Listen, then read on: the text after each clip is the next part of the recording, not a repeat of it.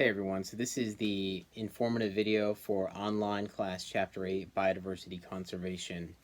And so if you click on the link on Canvas, it says be sure to watch the video. So you found the video, congratulations on that. You're going to download the assignment. So you click on the assignment and it downloads a Word document.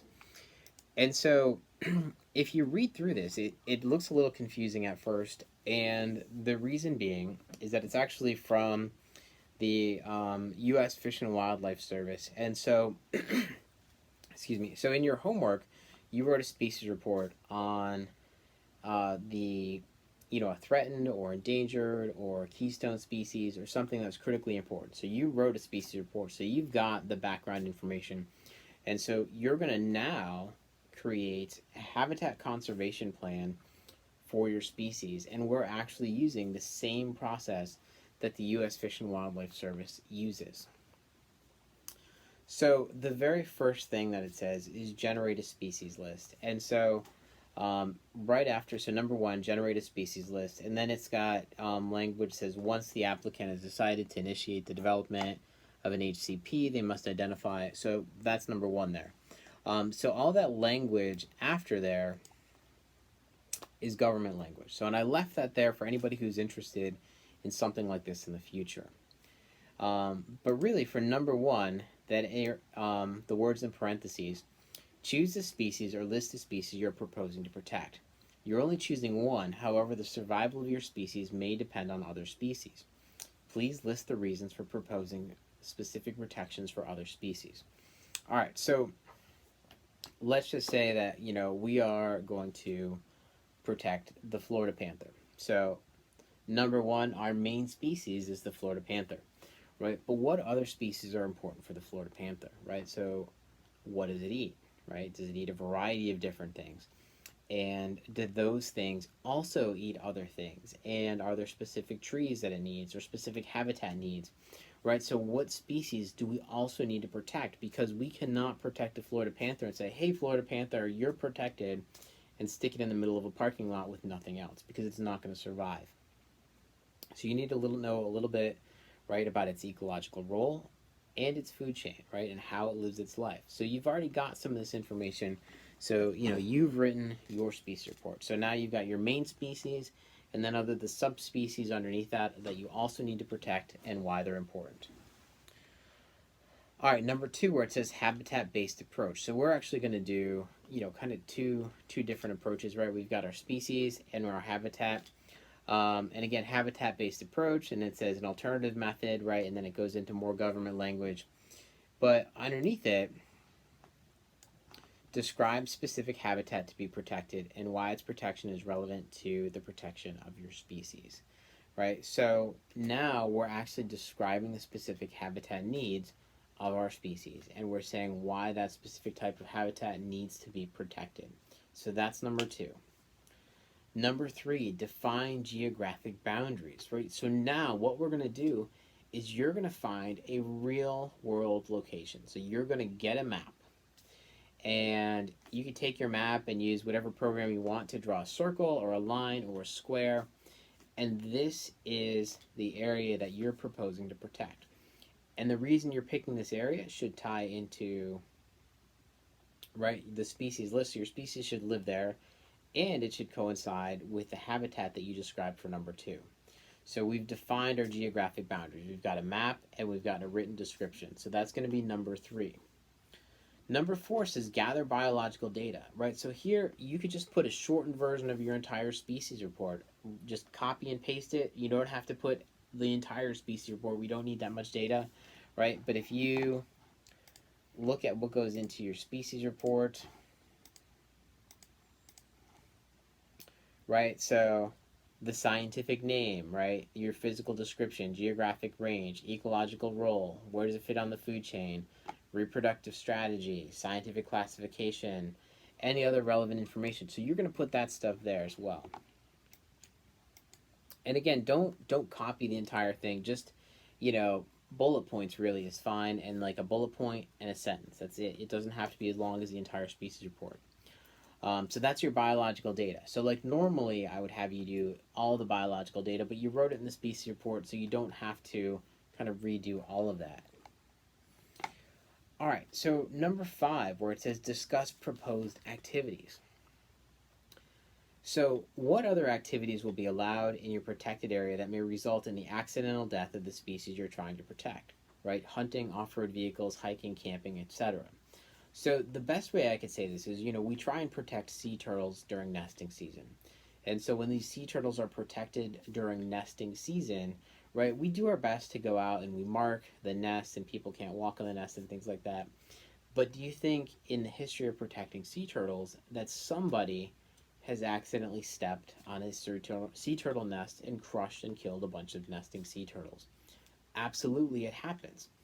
But at the same time, what could prevent that? Well, if we totally close the beach during nesting season, that would prevent that from happening. But if we think about our triple bottom line, people and the economy and the environment, right? If we close the entire beaches in Florida, what's that going to do to the economy, and are people going to be happy with it?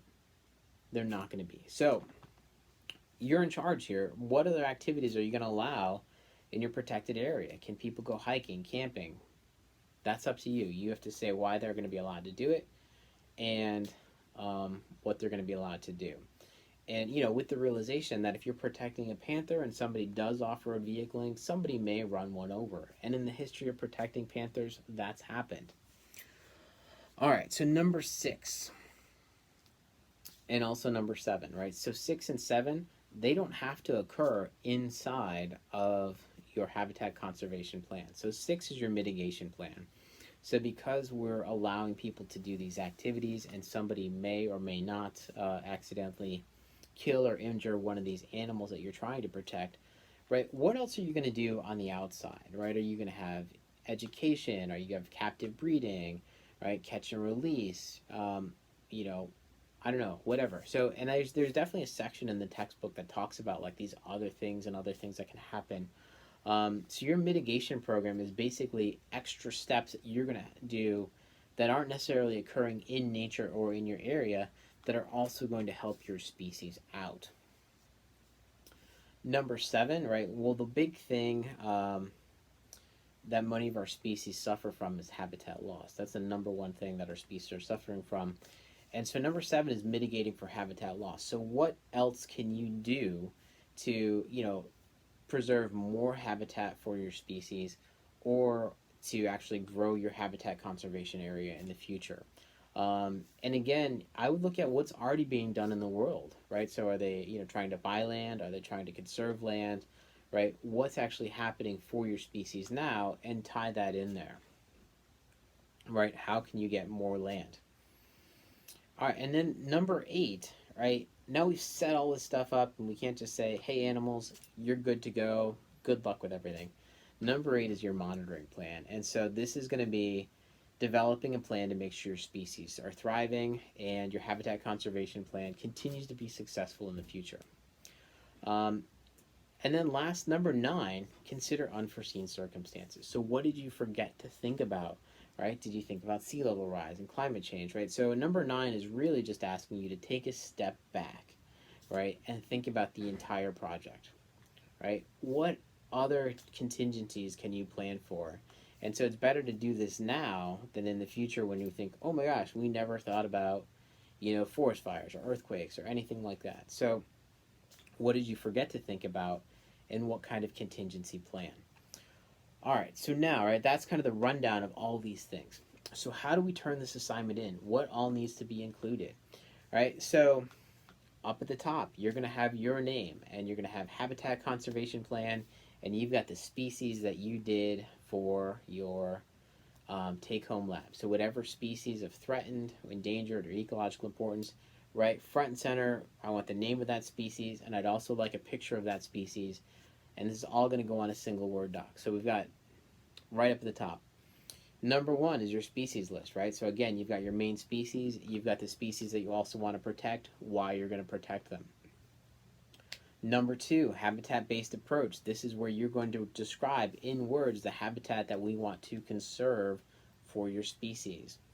Number 3, define geographic boundaries. So 3, you're going to insert a picture of a map, and on that map you're going to have a square or a circle or a line drawn on that map of the specific area in the world you're trying to protect.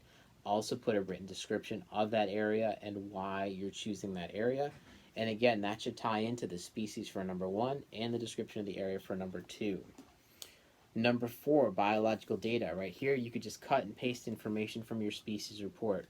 Right, make it look neat. It should all be succinct and should just be the highlights of the important information. It should not be your entire species report. Number 5, discuss proposed activities. What activities are you going to allow in your area? So you're going to say which areas you're going to allow and what's going to be allowed and how it's going to be allowed and why you're choosing those things. Right, again, think of the sea turtles on the beach example. Number 6, your mitigation program. What else are you going to do to help your species survive? Does not have to occur inside your area. Number 7, mitigating for habitat loss, right? What else are you going to do to, conserve land for your species? It can be connected to your habitat conservation plan. It doesn't necessarily have to be. It can happen elsewhere in the world. Number 8, what's going to be your monitoring plan? Are you going to monitor health, numbers, the ecosystem? What are you monitoring for? How often are you going to monitor? And how long in the future are you going to monitor for that? And then number 9, consider unforeseen circumstances. This is just kind of your last thing. What did we forget to think about? And so that's going to be everything. This all should be typed on a single document. The only pictures that really need to go in there is I want a picture of your main species up at the top, and then your map, and then you're basically just kind of describing all of these things. And so just submit one single document. If you do want to work as a group, that's also fine. Just pick one species between you and your partner, or whoever else you work with. But at this point, everybody should be submitting their own assignment for this one. Just make sure you in a comment or something that say both of you actually work together on it, so we understand when we see 2 assignments that look the same. So good luck with that, and have a great day.